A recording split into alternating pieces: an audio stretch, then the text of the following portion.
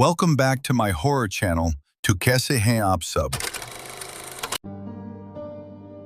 कुछ दिन पहले की बात है। अमित और मनाली नासिक में रहने आए थे। अमित की ट्रांसफर हुई थी और अब 5 साल के लिए उन्हें यहीं गुजर बसर करना था। इसीलिए अमित ने नासिक में ही थोड़े अंदर भीड़ भाड़ से दूर एक मकान किराए पे लिया था। घर काफी पुराना था लेकिन प्यारा था। अमित उसकी पत्नी मनाली और 7 साल की बेटी किया के साथ वहाँ रहने आया था। मनाली, कैसा लगा घर? घर? ये तो महल है, महल। हाँ, जरा पुराना है लेकिन बहुत ही सुंदर है। और हाँ, यहाँ ऊपर के कमरे को छोटी सी बालकनी भी है। चलो देखते हैं। बालकनी देखकर मनाली बहुत खुश हो जाती है। ओह वाह, कितनी अच्छी बालकनी है। मैं तो यहाँ फूलों के कुछ पौधे भी लगा सकती हूँ, है ना? बिल्कुल, और किया के लिए यहाँ एक झूला भी लगा देंगे। हाँ, बहुत खुश हो जाएगी किया। नासिक का मौसम बहुत बढ़िया था, इसलिए अमित अपने परिवार के साथ इस नए अनजान शहर में जल्दी सेटल हो गया। अब उनका रूटीन सेट हो गया था। अमित सुबह 9 बजे ऑफिस के लिए निकलता। मनाली उसे टिफिन दिया करती थी। उसके बाद किया को स्कूल के लिए रेडी करवाना, मार्केट जाना, घर की सफाई, किया को स्कूल से लाना। इस प्रकार धीरे धीरे सब सेटल हो गया। मम्मा, अब हम यहीं पे रहेंगे ना? हाँ बेटा, मैं पापा से कह दूंगी कि अब ये घर हमारी प्यारी गुड़िया के लिए खरीद ही लो। मुझे यहीं रहना है, कहीं नहीं जाना। हाँ, तो बप्पा से प्रार्थना करो। छोटे बच्चों की प्रार्थना बप्पा जल्दी सुनते हैं। इस प्रकार हंसी खुशी दिन गुजर रहे थे। लेकिन एक दिन जब मनाली दरवाजे पे आए सब्जी वाले से सब्जी ले रही थी। दीदी, क्या आप यहाँ इस शहर में नए हैं? हाँ भैया, क्यों? आपने कैसे पहचाना? मनाली की बात सुन के सब्जी वाला थोड़ा परेशान सा दिखता है। उसे पसीना छूटने लगता है।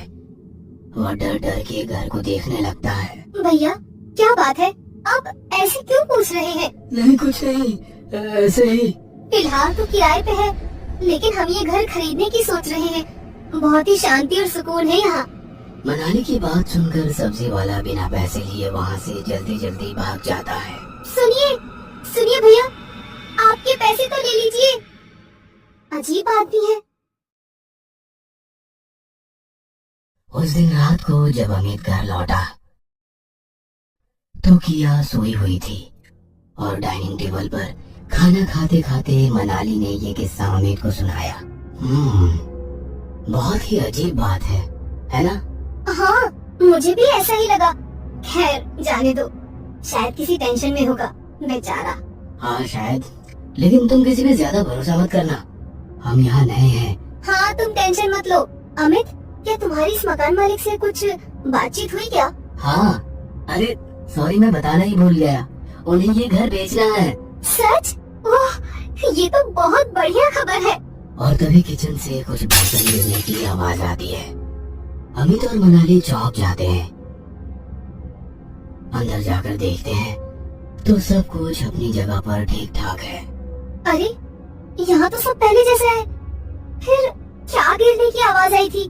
तभी किया वहाँ दौड़ती हुई आती है। उसके हाथ में छोटा सा टैब था जिस पर वो कुछ गेम खेल रही थी। पापा, मैंने दुश्मन को मार दिया।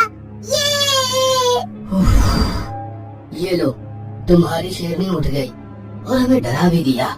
इस प्रकार अमित और मनाली के दिन हंसी खुशी अच्छे से गुजर रहे थे। किया भी एकदम अच्छे से सेट हो गई थी, मानो उसे अब यही हमेशा के लिए रहना था। तभी एक दिन अनहोनी हो जाती है। मनाली अपने रूम में कुछ काम में व्यस्त थी। किया अचानक किचन में आती है और मनाली को पुकारने लगती है। किया के हाथों में एक कांच का फ्लावर पॉट और बगीचे से लाए कुछ फूल थे। मम्मा, ये देखो, कितने प्यारे फूल हैं आपके लिए। मम्मा, कहाँ हो आप? अरे वहीं रुको, मैं आती हूँ। और ऐसी हड़बड़ी में किया के हाथों से कांच का फ्लावर पॉट जमीन पर गिर के टुकड़ों में बिखर जाता है और सारे फर्श पर पानी फैल जाता है। तभी किया की चीख सुनाई देती है और किया वहीं बेहोश होकर गिर जाती है। चीख सुनकर मनाली दौड़ती हुई वहाँ पहुँच जाती है। किया, किया, किया बेटा, आंखें खोलो, क्या हुआ तुम्हें? मनाली टूटे हुए फ्लावर पॉट को देखती है और अचंभित हो जाती है, क्योंकि किया चीजें तोड़ने और फोड़ने में एक्सपर्ट थी और वो सब करके उसे बड़ा आनंद मिलता। उठो बेटा, इट्स ओके, मैं तुम्हें नहीं डांटूंगी, उठो। मनाली किया के मुंह पर पानी छिड़कती है और किया होश में आ जाती है, लेकिन बड़ी ही डरी डरी और सहमी हुई थी। मनाली उसे उठाकर बेडरूम में लेके वही सुलाती है और सोच में पड़ जाती है। कमाल है, आज किया को क्या हो गया? अजीब बात है, हमेशा तो चीजें तोड़ने फोड़ने में उसे मजा आता है। तभी किया नींद में बड़बड़ाने लगती है, हाथ उठा के किचन की तरफ इशारा करके कुछ कहने की कोशिश करती है। मम्मा, मम्मा, मम्मा,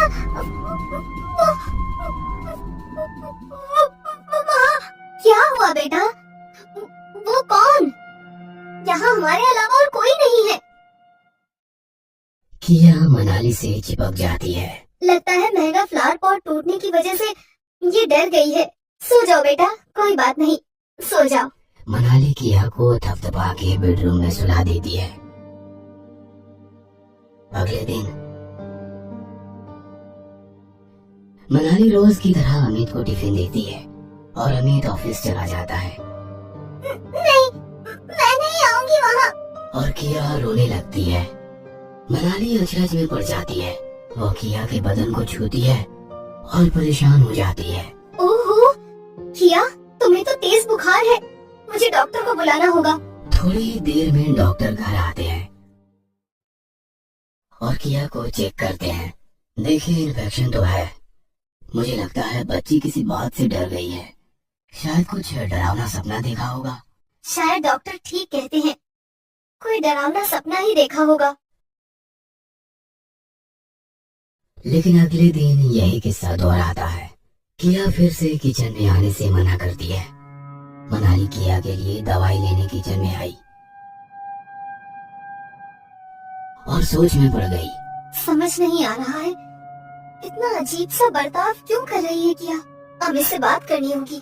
तभी मनाली के हाथ से दवाई की शीशी नीचे फर्श पर गिर जाती है और कांच के टुकड़े बिखर जाते हैं। सारी दवाई फर्श पर फैल जाती है। उफ, ये क्या हो गया? सारी मेडिसिन वेस्ट हो गई। दूसरी बोतल लानी होगी। चलो पहले ये फर्श साफ कर देती हूँ।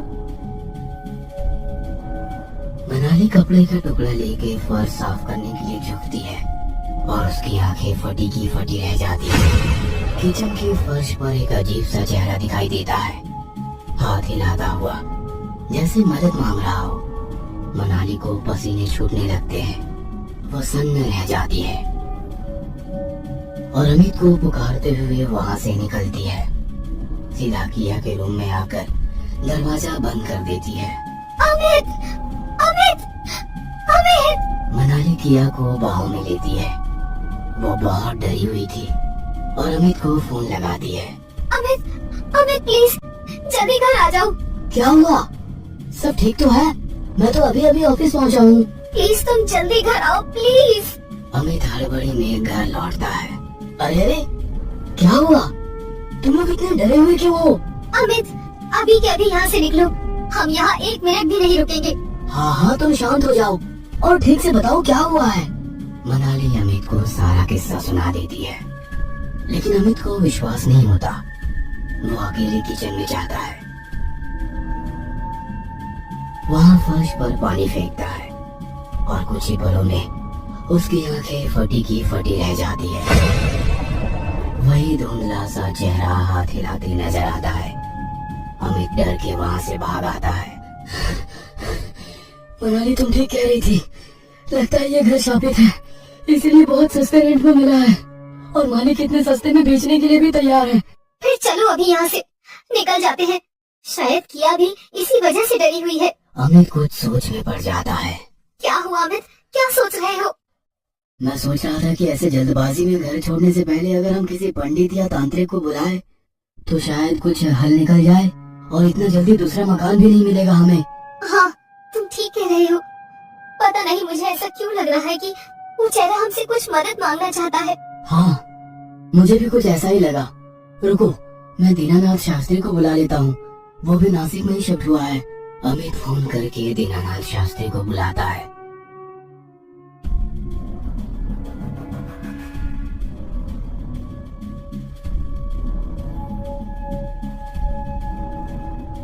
और उन्हें सारी बातें बयां करता है। डरने की कोई बात नहीं है अमित, सारी आत्माएं बुरी नहीं होती, क्योंकि ऐसा होता तो आज किया बेटी तुम्हारे सामने नहीं होती।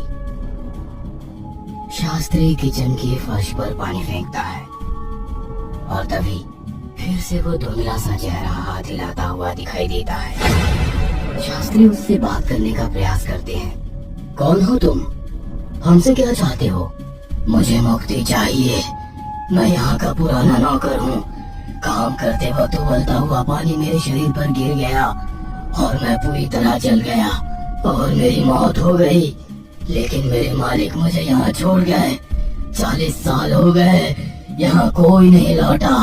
ठीक है, हम तुम्हें मुक्ति देंगे, लेकिन वादा करो तुम यहाँ से हमेशा के लिए निकल जाओगे।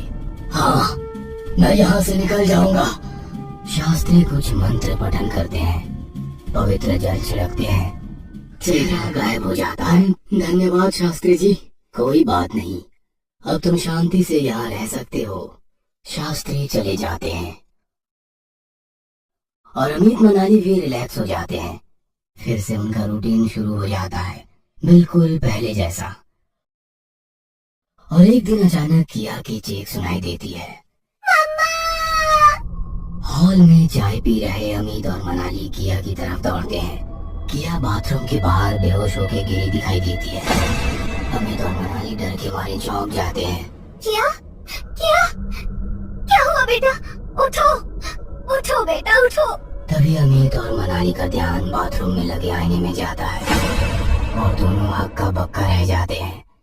दोनों के पसीने छूटने लगते हैं। आईने में एक बहुत ही डरावना औरत का चेहरा दिखाई देता है। अमित हिम्मत जुटा के उससे बात करने लगता है। कौन हो तुम? क्या चाहिए तुम्हें? क्या तुम्हें भी मुक्ति चाहिए? वो डरावना चेहरा जोर जोर से हंसने लगता है।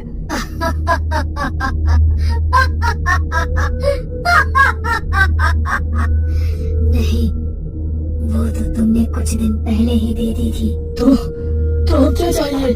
और हमने तो एक आदमी को मुक्ति दी थी। हाँ, लेकिन आत्मा तो रूप बदल सकती है ना। इसका मतलब तुम वही आदमी हो, लेकिन अब तुम्हें क्या चाहिए? शरीर, क्योंकि मुझे मुक्ति पसंद नहीं आई। मुझे फिर से जीना है, इसीलिए शरीर चाहिए। शरीर? माफ कीजिए, हम आपकी कोई मदद नहीं कर सकते। डरावना लेडीज चेहरा हंसने लगता है। अमित और मनाली डर जाते हैं। वो मदद तो तुमने कर भी दी और मैं बहुत खुश हूँ। अमित और मनाली अचरज से एक दूसरे को देखते हैं। उन्हें पसीने छूटने लगते हैं। तभी वो लेडीज चेहरा हंसने लगता है और बोलता है।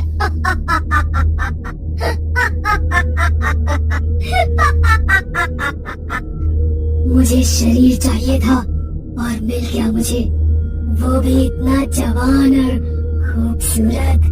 अब मैं हमेशा आपके साथ रहूंगी। अमित और मनाली चौंक जाते हैं और एक दूसरे को देखते हैं। तभी पीछे से आवाज आती है। दोनों मुड़कर देखते हैं और पानी पानी हो जाते हैं। मम्मा, मम्मा, अब मैं आपको परेशान नहीं करूंगी। आपको छोड़ के कहीं नहीं जाऊंगी।